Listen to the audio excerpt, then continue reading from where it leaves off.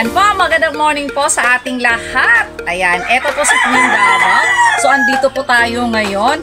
Ito yung kinatatayuan ko. Dito namin ililipat yung aming mga kakarels. Kasi dati, yung mga ano namin, paglalagyan namin sa kanila, iraisal yung aming ginagamit.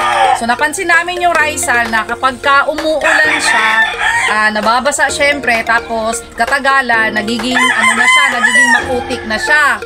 So, naging madumi yung mga paa ng ating mga kakarel. So, naisipan namin na i-try naman ngayon kasi napatunayan din namin na mas mabuti na ito yung gagamitin namin. Ito, mga dagami. Ayan, or ano ba to sa Bisaya ba? Bugang. Ayan, kung sa Bisaya, bugang. So, mas mabuti ito kasi medyo ano siya, tumatawag dito, makapal. Ayan, iwas ayan. putik yan.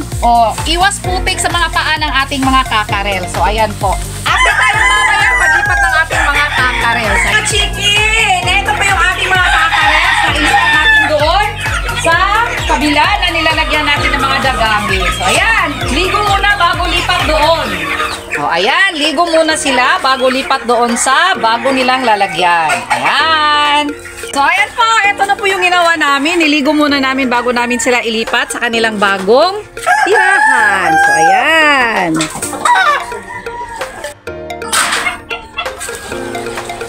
Ayan.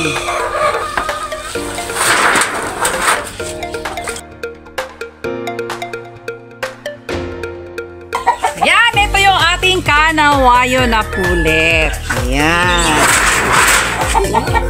Ito yung ating huli, pang 59 na kakarels. Ayan, 59! So, ayan pa mga ka-chicken. Tapos na pong naligo yung ating mga kakarels. So, dito, ayan, mas komportable sila kasi kung gusto nilang hindi sila maulanan, ayan, may tawag dito, may sisilungan sila na may bahay kubo, ayan. So, mag-sunbathing.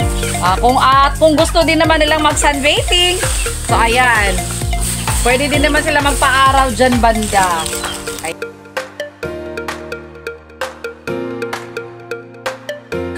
So, ayan po mga ka-chicken. Alam nyo po ba na yung sikat ng araw ay isa rin po siyang dahilan na pagpuksa po ng mga bakterya ng atin pong mga kakarels.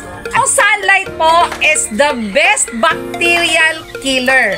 The main reason po kung bakit mas matatag yung ating mga immune system sa ating mga kakarels.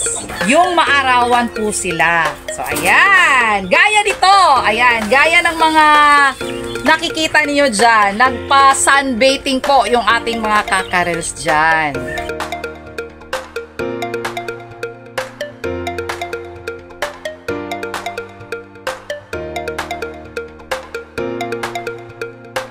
Chicken, ito po yung ating original na brood cup natin galing kay Nini Aguilar na 226 Sweeter Line. Ayan.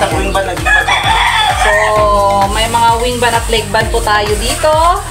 Yung ginagamit na pangmaterials na kanawayon. Doon sa ating mga kakarel na niligo kanina. Ayan.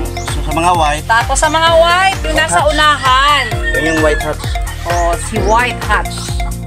Ayun, sa unahan yung puti. Mga ka-chicken, ito yung ating original na Top Gun McLean na galing kay Joey Lacson. Ayan po. Yung mga babae. Yung mga babae natin. White Kelso, ang bibo yan. Oo. Yung mga babae natin na white, galing yan kay Sir B-Boy Enriquez. Yun yung mga anak nila. Ayun sa kabila. Yung mga anak.